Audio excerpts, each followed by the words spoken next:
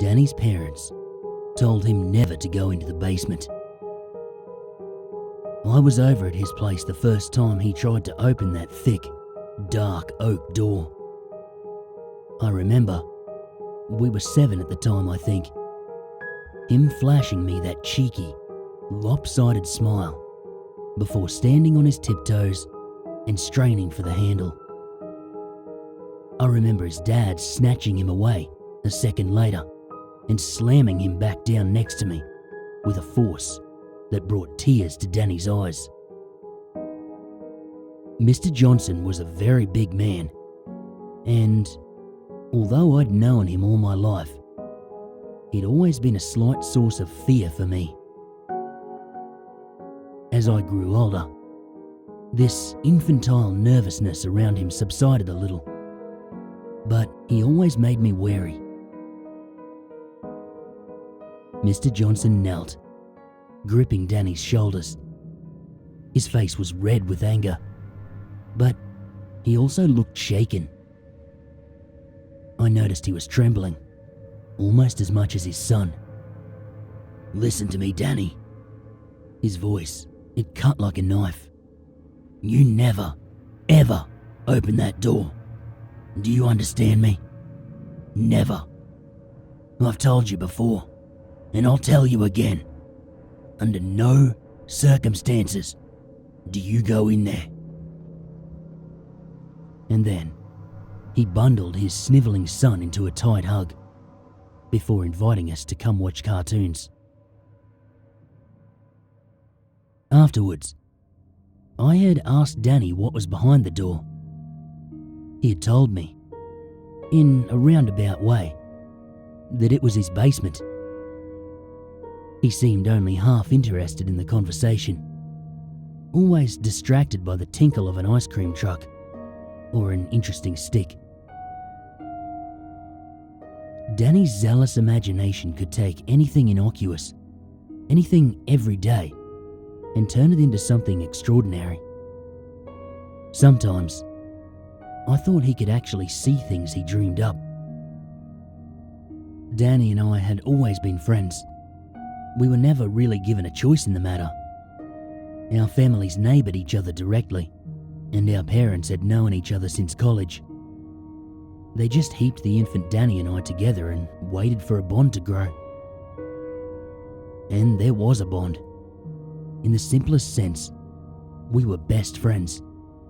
We were always together, in the same class at school, in the same scout group. We even ducked in and out of each other's houses like they were connected. For me, there did not exist a life where Danny wasn't there to get me into trouble, or to get me out of it. Of course, we did have our differences. I was always the quiet one, good in school, rarely to be found without my nose in a book. Indeed, if it had not been for the influence of the popular and gregarious Danny, I might well have been subject to a harsh teasing throughout my education. That was how our unspoken trade-off played out. Danny would vouch for me amongst our peers, seeing that I was invited to games of tag and birthday parties. And as for me, I would help Danny with his schoolwork. He never had much of a head for sums or science, but his weakest spot was English, spelling, creative writing, a point of humiliation for Danny. He could never wrap his brain around which words fit to which meaning, or which meaning fit to which word, or what the word was for a particular meaning, etc., etc. Looking back, he was at the very least dyslexic, and probably had other conditions which meant he struggled in school. Sorry, let me get to the point. Danny's parents told him never to go into the basement, and after that first incident, met by harsh parental discipline, he obeyed the command. Whenever we were at his house, he would stick strictly to his room, or the lounge or the garden. But over time, as it always did, Danny's insatiable curiosity grew. His 8-year-old brain feared punishment too much to try to open that door again without intel on what lay behind it. And any questions directed at his parents about the contents of the basement were either ignored or met with rebuking. His parents probably rightly realised that if Danny were to gain the smallest morsel of information about that room, or catch the tiniest glimpse of what lay inside, then his wild imagination would create the other pieces of the puzzle, causing his curiosity to become too much to bear. After a few months, Danny would often bring up the basement in conversation, presenting in childhood dialect his latest speculations on what could be in there to my appraising ear.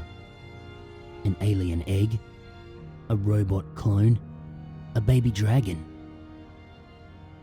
For my part, I was not terribly interested in the contents of my neighbour's basement, as well as being too timid to ever aid Danny in a break-in.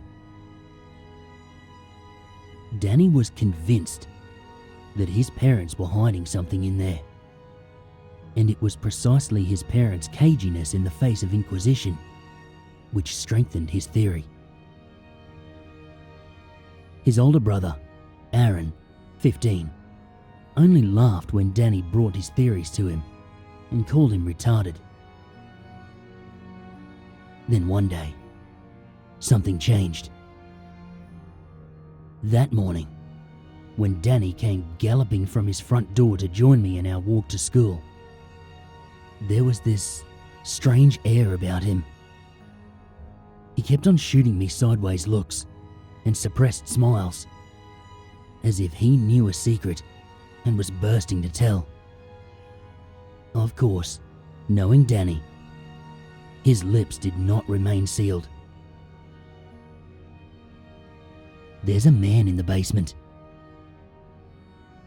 The words came tumbling out of his mouth in a pile, leaving him panting. It caught me off guard. My rational brain couldn't comprehend such an offload of information. What do you mean?" I heard him whispering through the floor. He heard me, and I unlocked the door. Dad was at work. I opened the door, and there were these dark steps, and I could see the man down there, and... Wait, Danny. You really saw a man in your basement? Yeah. I heard him whispering through the floor, whispering for help. Stop messing with me, man. No, I swear. I double, triple swear. Only this most sacred of oaths made me pause in my denial of Danny's story. For the first time, I let the thought cross my mind. Was it true? I began to question him, hesitantly. Okay, slow down. What about your dad? I told you, Cam. He was working late. Your mum? She was home, but I couldn't just ignore it. She'll kill you if she catches you, man. She won't. I shut the door afterwards. So, he just whispered? Through the floor? Yeah. He must have heard me walking around or something. The house was really quiet. I heard him whispering. I put my ear to the floor, near the mouldy floorboard. You know where I mean. And I could hear him. His voice was really scratchy, like he had a cold or something. He sounded pretty cuckoo. Kept repeating himself, asking for help over and over, mumbling about being alone in the dark or something. I resigned myself, reluctantly, to belief. Dude, that's really weird. You should tell your parents, I advised. Here's the thing, Cam, Danny whispered, voice crackling with excitement. What if they're keeping him in there? No, man, that's crazy. What are you talking about? You remember that film that Aaron showed us? The one Mum got mad at him about. There was that guy,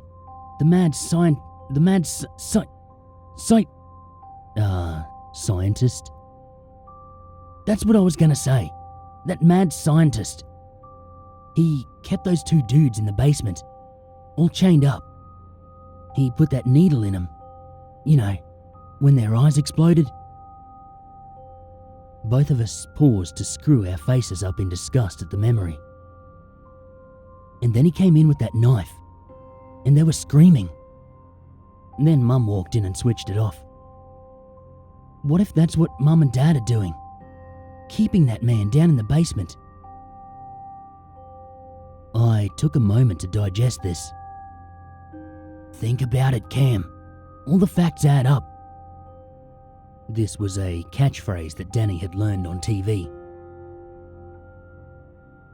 Faced with Danny's, to me, flawless logic, I had no choice but to agree.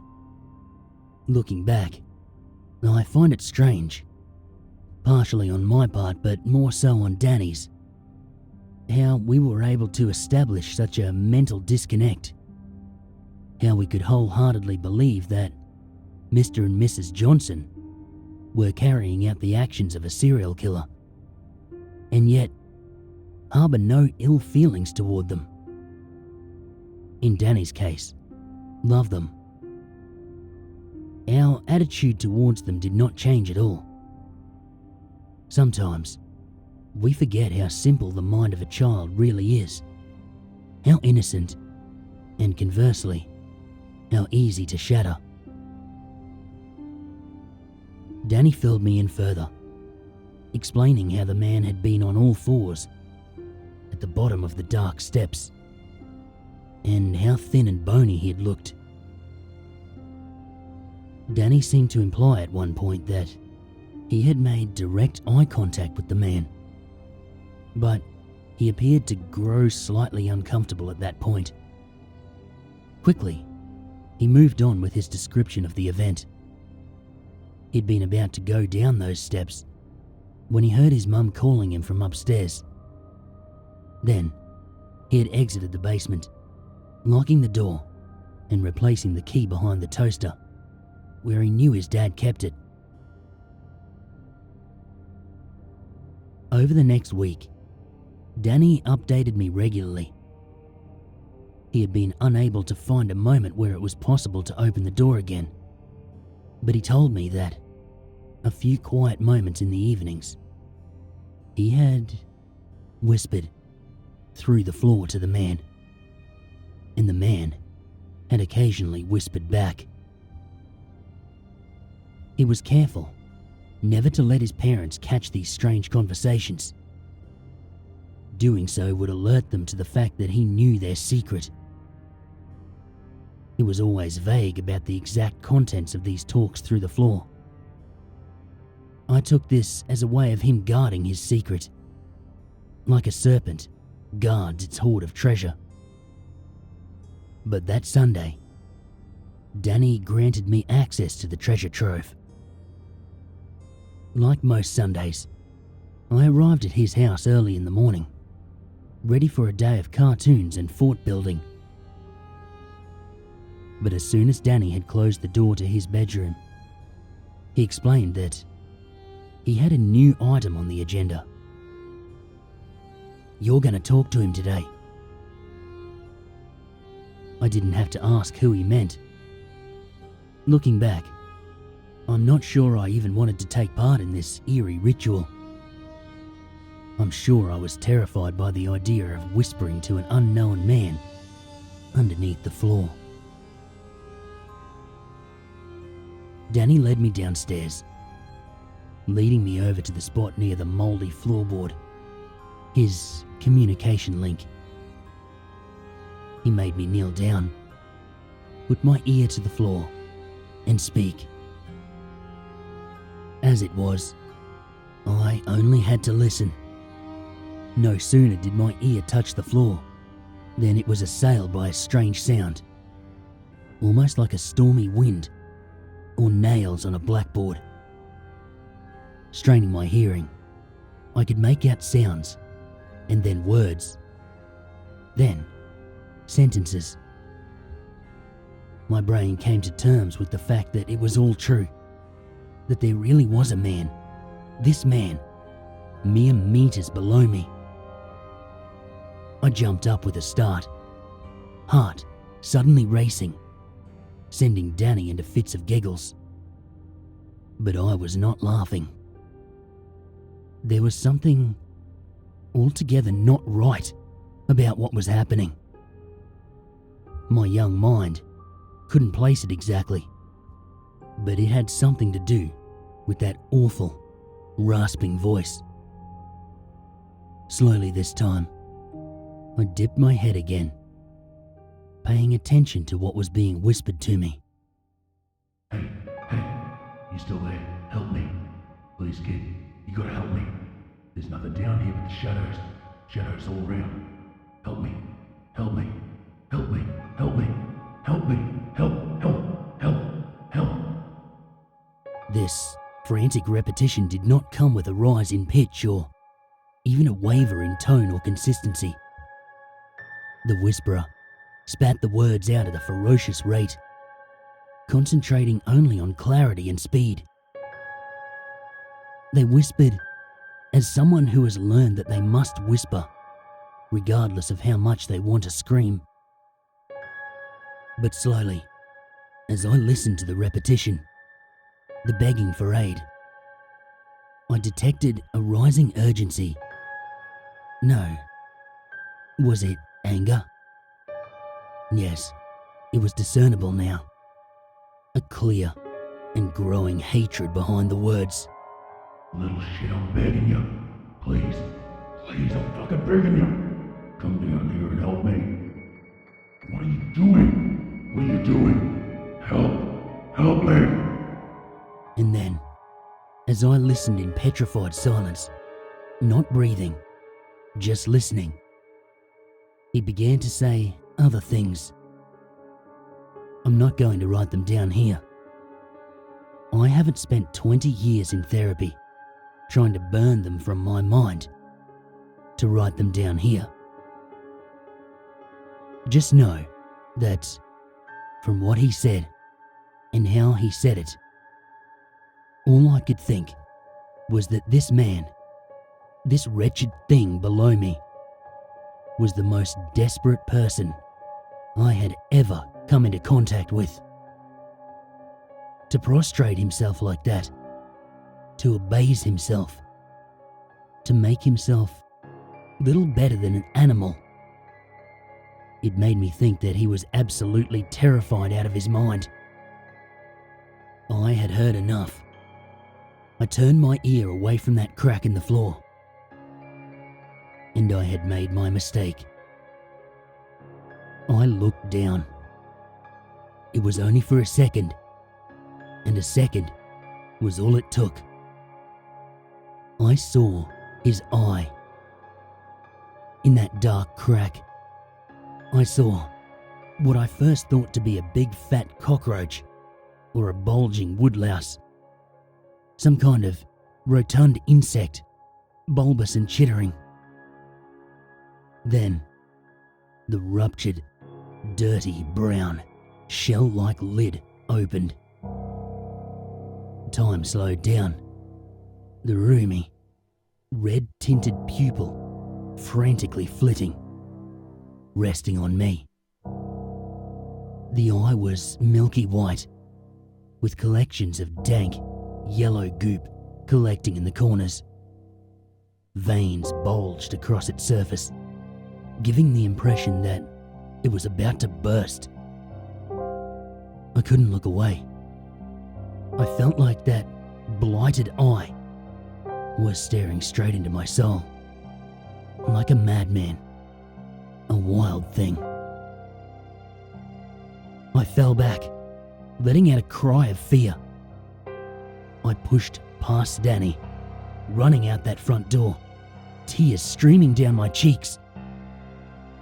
I didn't stop until I was under the covers of my own bed, choking sobs echoing into my pillow.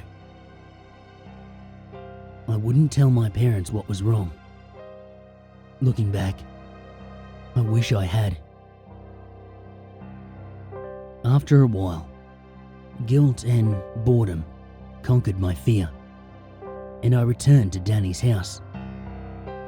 He let me in sheepishly, treading on eggshells around me, unsure of what had caused my reaction. I found my outburst to be humiliating, and I resolved myself to pretending nothing had happened. Yet, I still refused to look over at that door, or to the spot on the floor where that voice had whispered to me.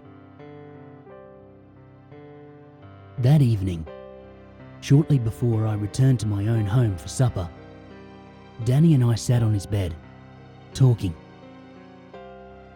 "What are you gonna do?" I asked. "What do you mean?" "I mean, what are you gonna do about him?" A brief moment of hesitation, remembering that horrible eye emerging from the dark. "Well, Gee, man, I don't know. What do you mean?" "You're really gonna let your parents just keep him down there? He doesn't sound like he's having fun."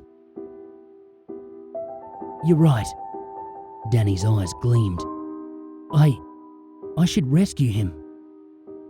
"No, Danny. I meant like tell Mrs. Carter or somebody."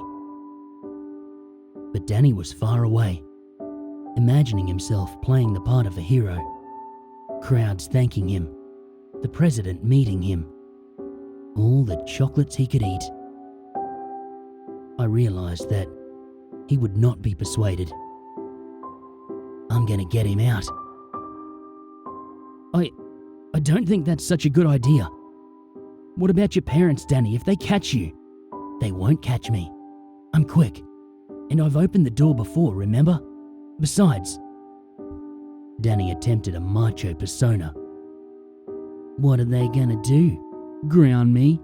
No cartoons for a week?" he scoffed. Where before, punishment had been enough of a threat to deter him, it now was useless. Danny had too much to gain. "No, Danny!"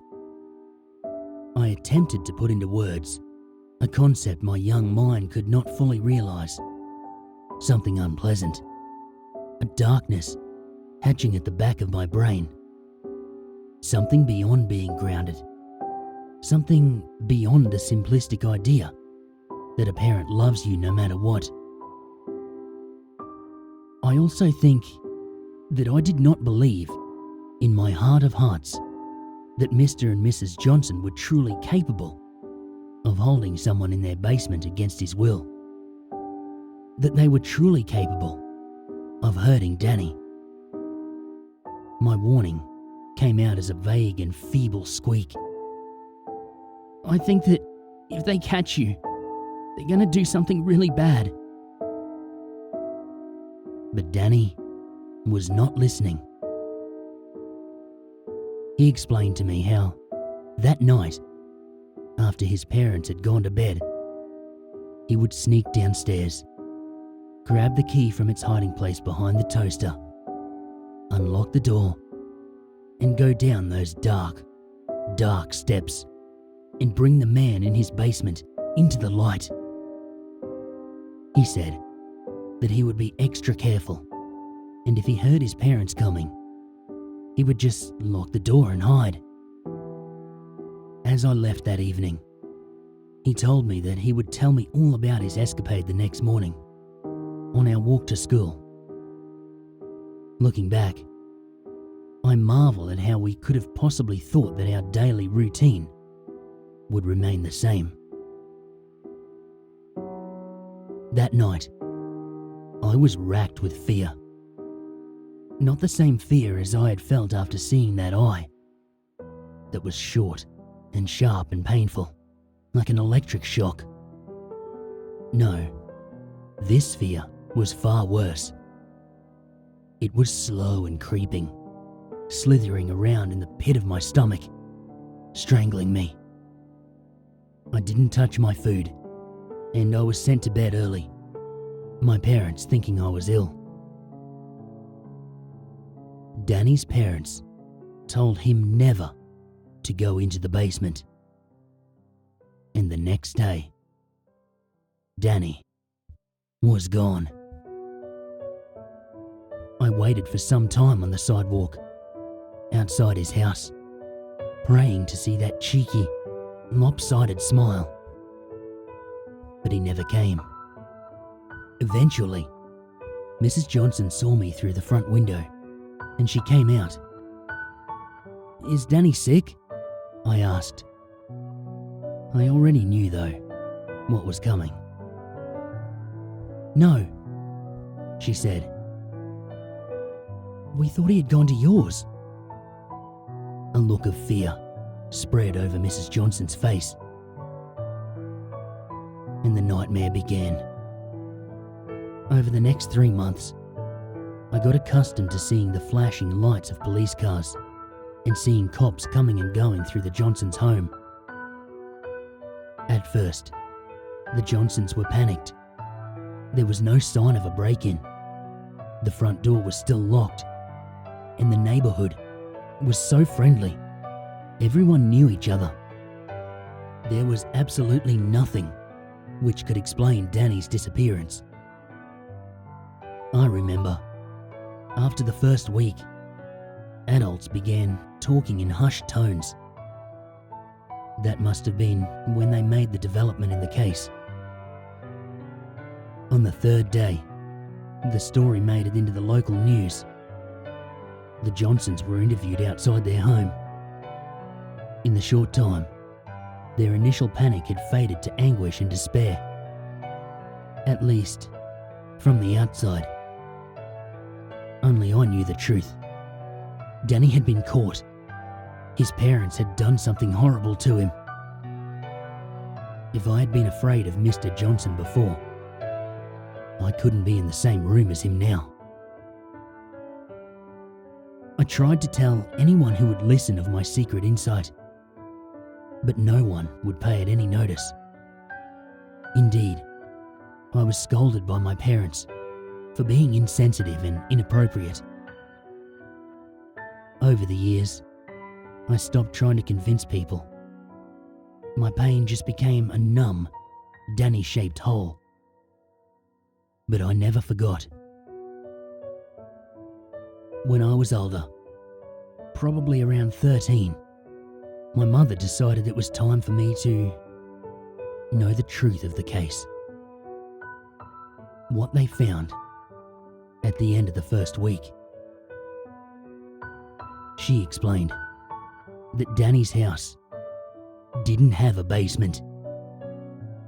Behind that thick, dark oak door, there was an old, unused supply closet.